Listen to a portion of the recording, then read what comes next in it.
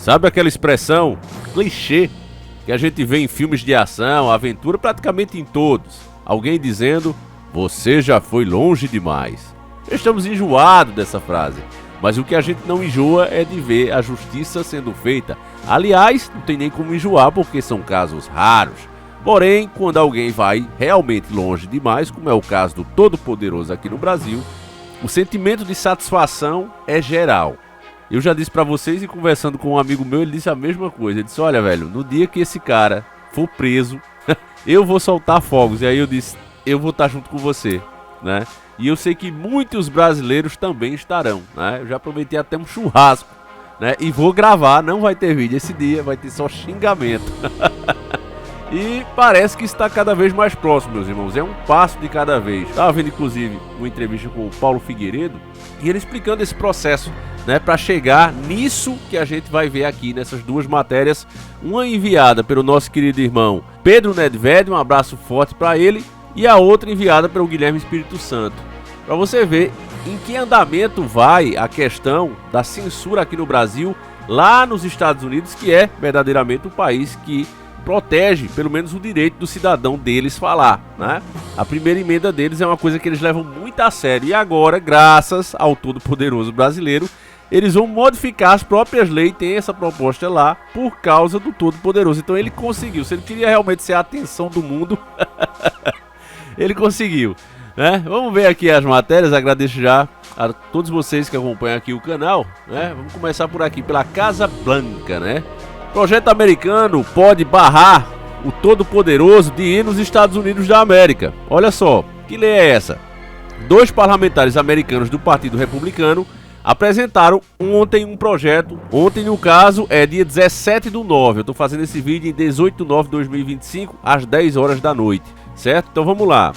No dia 17, né, para ficar mais claro, 2 parlamentares do Partido Republicano apresentaram um projeto que podem barrar não só, né, o todo-poderoso brasileiro. Na verdade, eles não iam fazer uma lei só para o cara, né? Evidentemente que não. Mas para pessoas que se comportam como ele, tá certo? Então, olha só.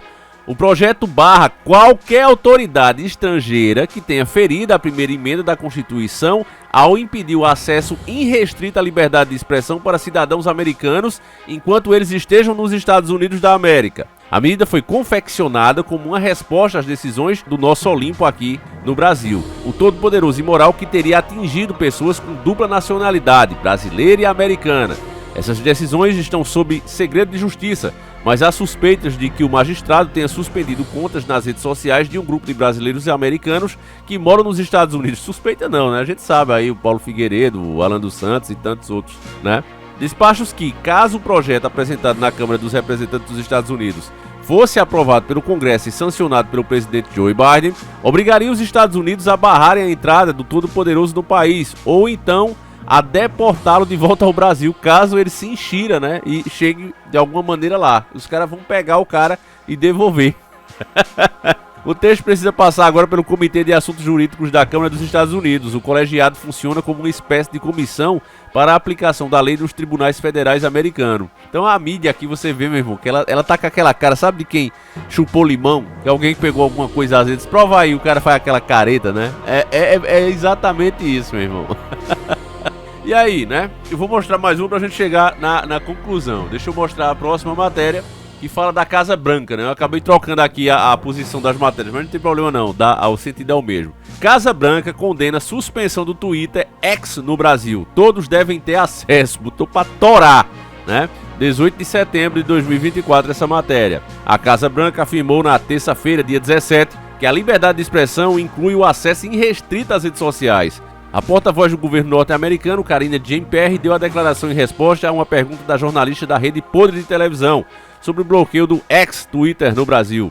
Raquel comentou que a rede social do empresário Elon Musk está suspensa há cerca de 20 dias no país e perguntou qual era a posição da Casa Branca sobre o tema. Acho que quando se trata de redes sociais, sempre fomos muito claros de que todos devem ter acesso às redes. É uma forma de liberdade de expressão, respondeu Karine. A jornalista divulgou um vídeo no momento da pergunta nas contas dela no ex-Twitter, no Tidis e no Instagram. No entanto, nem a TV Globo nem a Globo News aparentemente utilizaram o material em reportagens. Por outro lado, o jornal norte-americano The New York Post repercutiu a notícia em seu portal de notícias.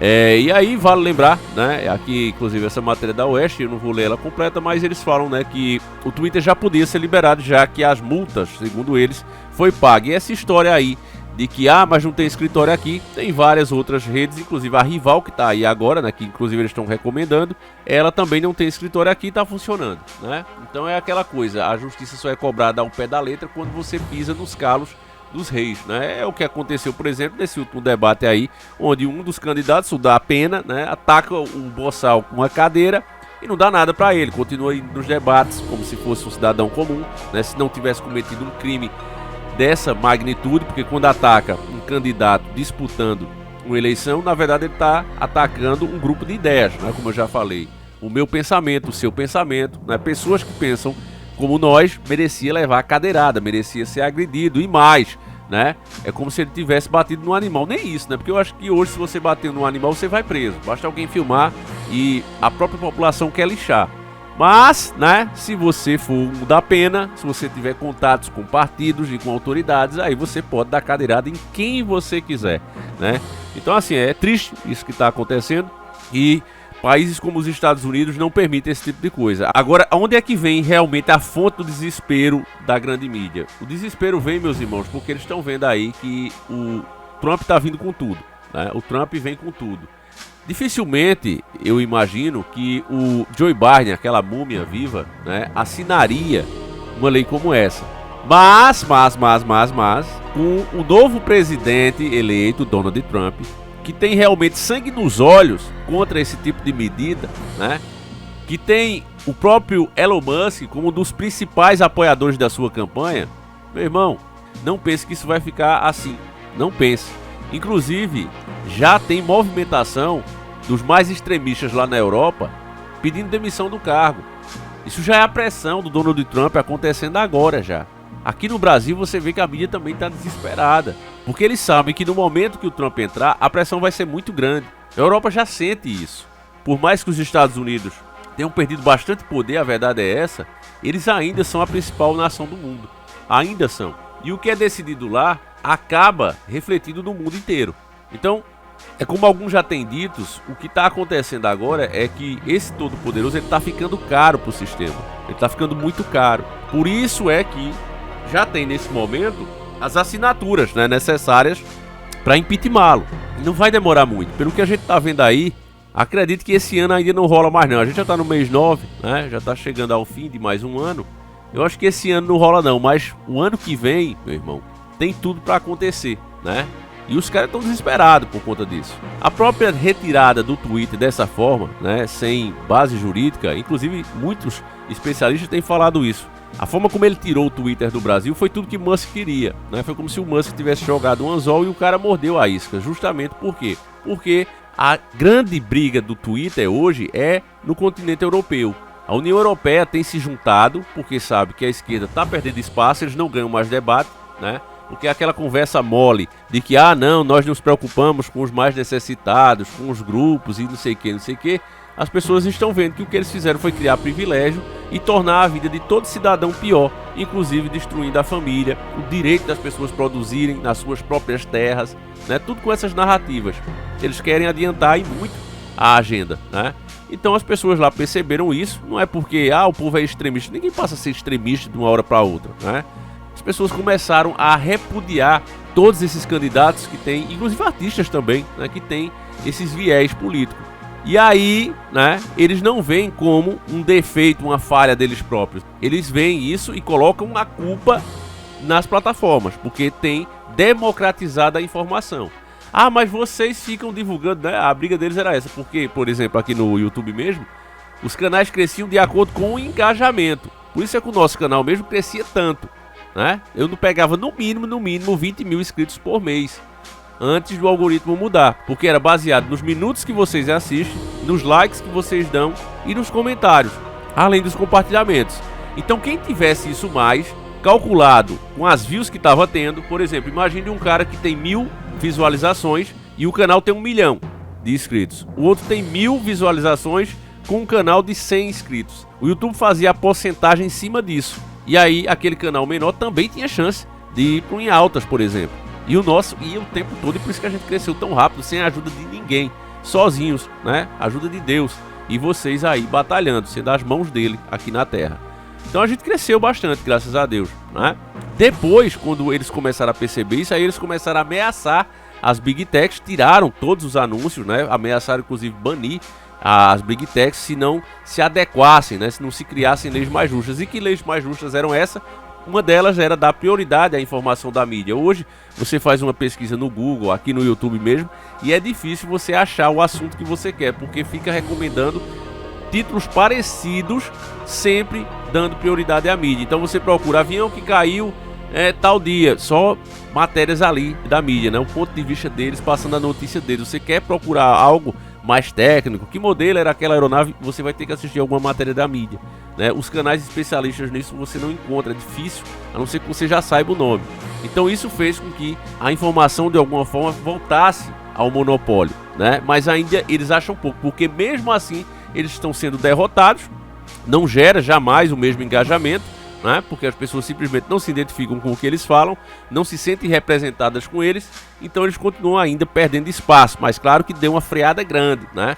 Porque se você olhar o declínio, né, da irrelevância dos jornalistas brasileiros, por exemplo, era muito grande antes de se criar aquele boicote. Eu fiz vídeo, você procurar aí no canal, né, mais ou menos ali em 2017 por aí que aconteceu, você vai ver exatamente eu explicando tudo isso, né? Hoje mesmo a gente vive num shadow ban triste aqui no canal, né? A gente não pode ter acesso a muitas pessoas porque o nosso conteúdo é considerado problemático, certo? Então ele não vai para muitas pessoas. Por quê? Porque a gente tem pontos de vista diferentes. Quando a gente vê esses incêndios aí acontecendo, na nossa visão, isso acontece porque pessoas vão ali tocando fogo. Mas, né, o consenso não diz isso. Então é uma informação problemática. E dessa forma a gente fica aqui numa bolha. Eu mesmo não tenho esperança que esse canal um dia chegue a 1 milhão, jamais. Ele não vai chegar. A tendência é que ele desapareça ao longo dos anos. Eu já acho que é Deus que está segurando tanto tempo isso aqui, porque vários outros canais que pegavam até mais leve do que nós já sumiram, né? E nós estamos aqui ainda com a graça de Deus. Mas é isso, meus irmãos, a gente já está preparado porque sabe que isso pode acontecer a qualquer momento. Então é isso, é um movimento histérico da esquerda, né?